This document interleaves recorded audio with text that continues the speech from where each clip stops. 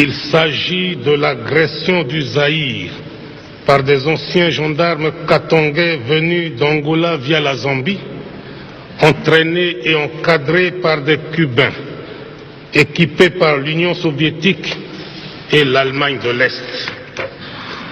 Ce coup, les promoteurs de l'agression l'avaient baptisé l'opération Colombe.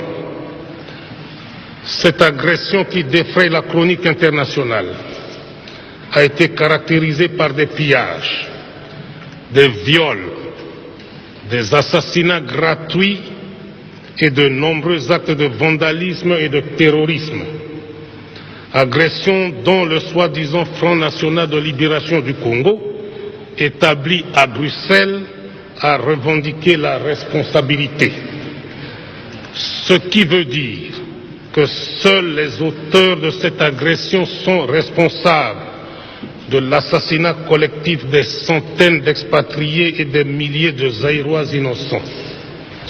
Nous avons eu affaire à des bandits, à des gangsters. L'armée zaïroise n'a pas eu en face d'elle une armée organisée qui a envahi le pays, mais nous avons eu affaire à des tueurs qui se sont infiltrés.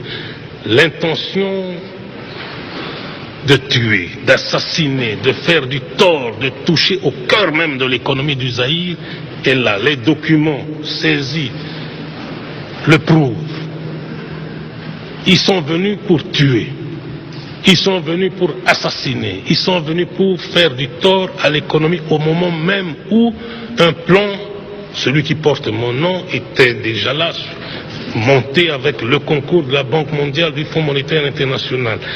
Bien, ils ont fait ce qu'ils ont fait, mais je crois qu'avec ce que nous sommes en train de préparer, je suis en mesure de vous dire que la sécurité de ceux qui feront désormais confiance à mon pays sera garantie à 100%. Les grands responsables, il le dit aujourd'hui, comme il le disait à notre envoyé spécial Christian Bousquet, l'an dernier, au moment où ses troupes aidées des Marocains venaient de reprendre la ville de Mouchacha. Toutes les caisses portent la mention Union soviétique, donc vous savez qui est derrière ce qui se passe ici, le sang de mon peuple qui coule à cause de l'Union soviétique. Il ne faut même pas me poser des questions là-dessus, c'est l'Union soviétique qui est derrière. Voilà un peuple qui vivait paisiblement et brusquement qui est agressé. C'est ça. Mais moi, en ce qui me concerne, je dirais toujours les quatre vérités. Même lorsque Brejnev fera des déclarations mensongères. Le pion Neto en Angola, qui l'a placé au pouvoir? C'est l'Union soviétique. Retirer aujourd'hui les Cubains et les autres mercenaires qui sont en Angola. Ben, tout s'écroule. C'est fini. Plus de pouvoir. Mesure elle-même d'assurer le contrôle de la situation. Il s'agit bien sûr, ces autorités légales, des forces du Zaïre. Je cite encore le communiqué de l'Élysée de cet après-midi parce qu'il apporte une précision importante, mais qui n'est pas tout à fait en accord avec ce que disent les autorités belges. Toutes les informations nécessaires ont été données au gouvernement concerné, et notamment au gouvernement belge, avec lequel une liaison constante est maintenue. Ce communiqué est tombé dans le milieu de l'après-midi, mais la nouvelle de l'intervention française à Kolwezi a été...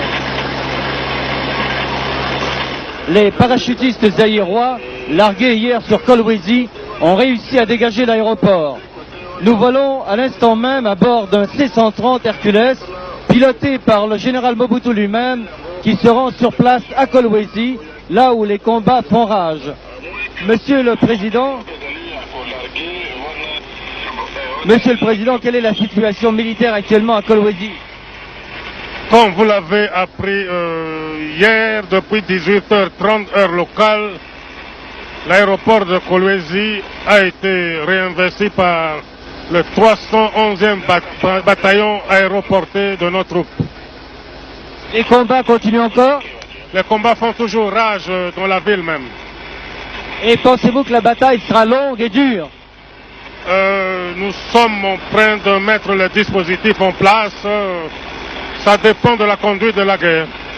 Mon général, une dernière question. Il y a tout de même 4000 Européens qui sont retenus en otage par les Katangais. Est-ce que vous allez pouvoir les dégager? Je crois vous avoir dit ici que tous les dispositifs sont en cours. La